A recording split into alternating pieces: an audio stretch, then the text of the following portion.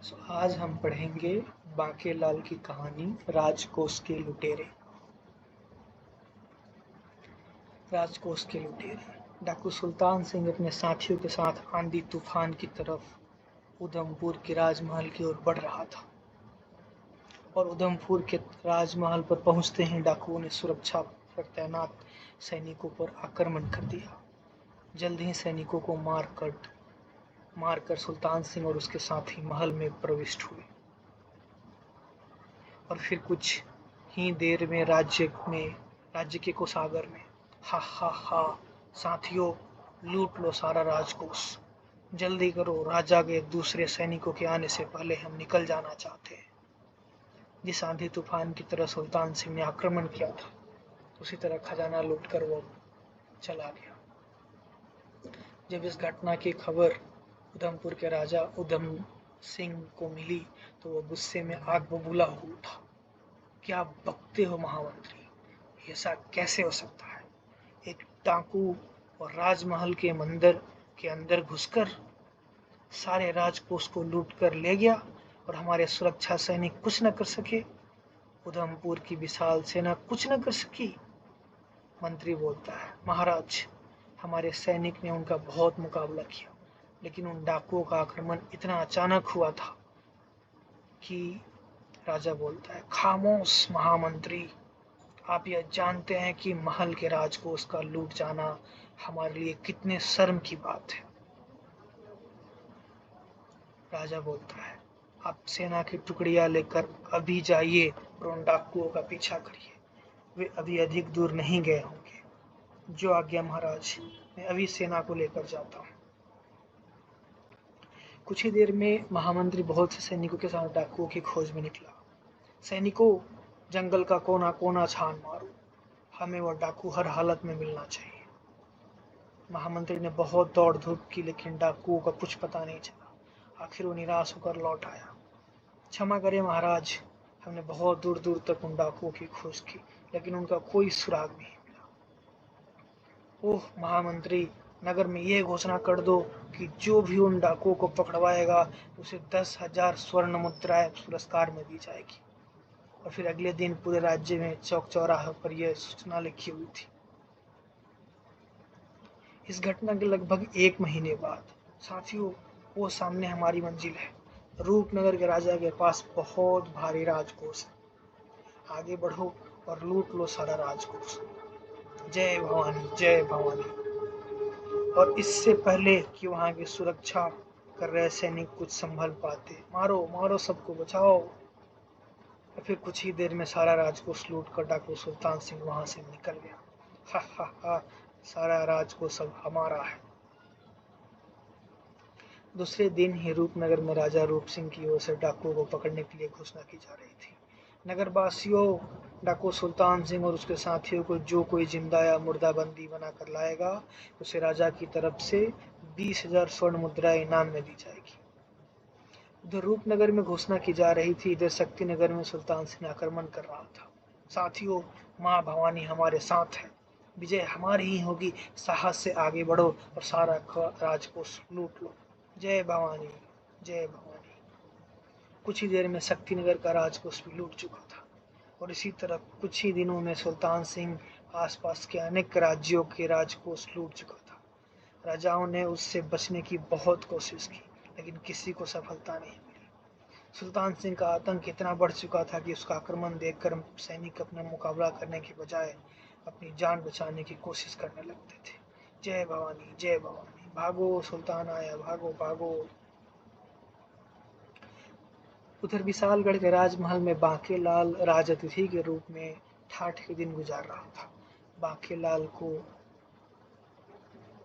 बचपन से ही भगवान शिव का एक ऐसा वरदान प्राप्त था कि वह किसी का भी नुकसान पहुंचाने के लिए कोई शरारत करता था तो उसके नुकसान होने की बजाय उल्टा लाभ हो जाता था और इससे बांकेलाल का सम्मान भी अधिक बढ़ जाता था। भगवान शिव की इस वरदान ने ही बांकेलाल को विशालगढ़ के राजा विक्रम सिंह के महल में पहुंचा दिया था।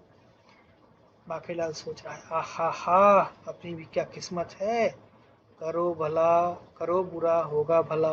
बस एक गड़बड़ हर बार हो जाती है। जिसका नुकसान करता है उसे बहुत लाभ होता है और मुझे थोड़ा। लेकिन इस बार कोई ऐसा चक्र लाऊंगा कि रोजाना योजना की टांग बिना टूटेगी और मालामाल हो जाऊंगा। बस मौका मिलने की देर है। अभी बांकीलाल यह सोच ही रहा था कि तभी श्रीमान जी, आपको महाराज ने बुलाया है। सत्यानाश हो महाराज का, सब मचा खराब कर दिया। ऊंचे ऊंचे ऊंचे ऊंचे गद्दों में कितना मजा आ रहा था। महाराज से कहो हम अभी आते हैं।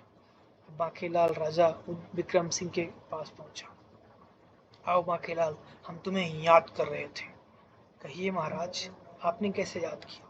मैं तो हर समय आपकी सेवा करने के लिए तत्पर हूँ। बस से कोई गड़बड़ है, तभी तो महामंत्री, सेनापति आदि सभी यहाँ पर मौजूद हैं। लगता है यह सब मुझे किसी मुसीबत में फंसाने जा रहे हैं। बांकीलाल, समीप के राज्यों में एक खूंखार डाकू सुल्तान सिंह ने भयंकर तबाही मचा रखी है। वो अनेक राज्यों के राज को लूट रहा है। महाराज, आप बिल्कुल भी चिंता न करें। बांकीलाल के होते हुए हमारे राज्य में कदम भी नहीं रखेगा। यूं तो बांकीलाल जी, हमने अपनी राजकोष की बहुत सुरक्षा कर दिया है, लेकिन फिर भी हम चाहते हैं कि आप कुछ ऐसा उपाय करें जिससे राजकोष बिल्कुल सुरक्षित रहे।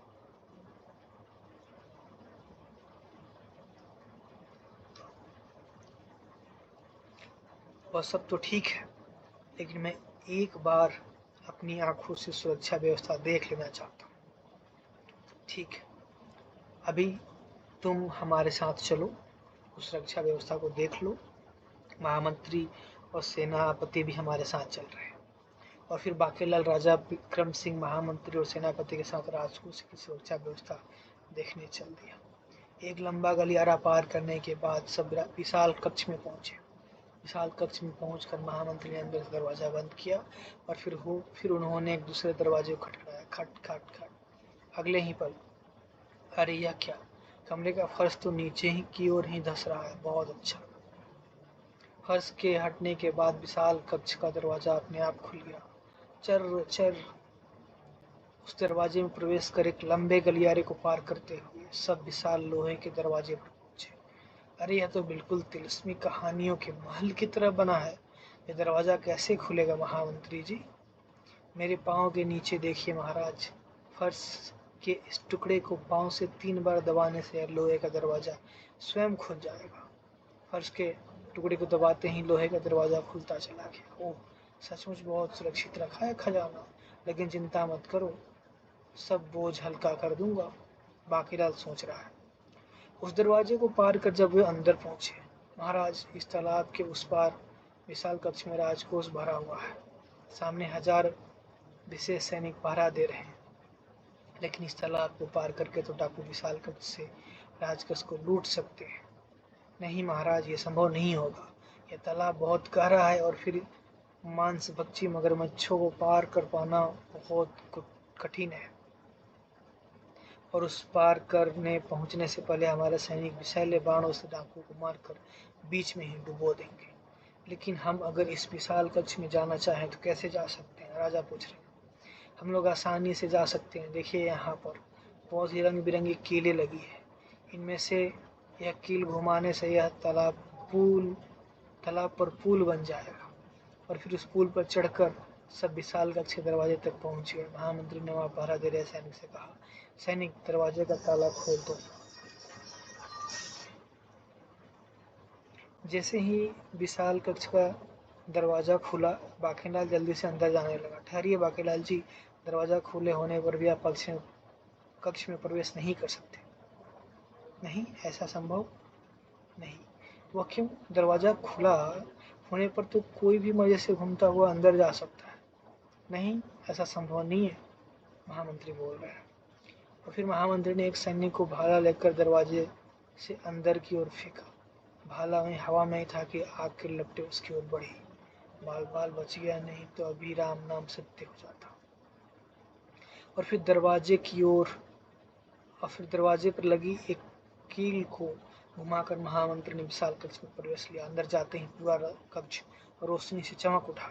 महाराज, यह सब सुरक्षा व्यवस्था हमारे राजगुरु सिद्धनाथ ने हमारे तिलिस्मी विद्या से की है।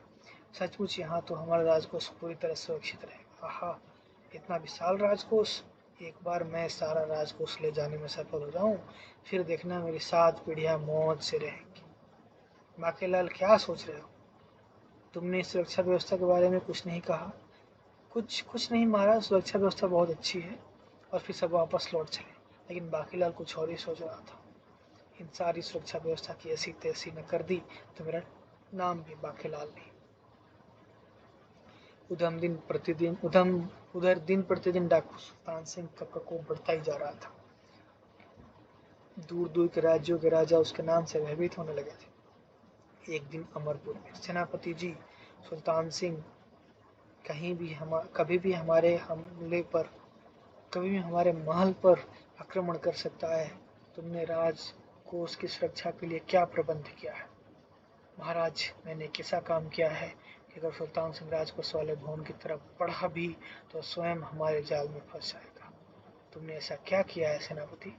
महाराज, मैंने राजकोष वाले भवन के पास गड्ढी खाई खुदवाकर उस पर घास फूस बिछा दी है।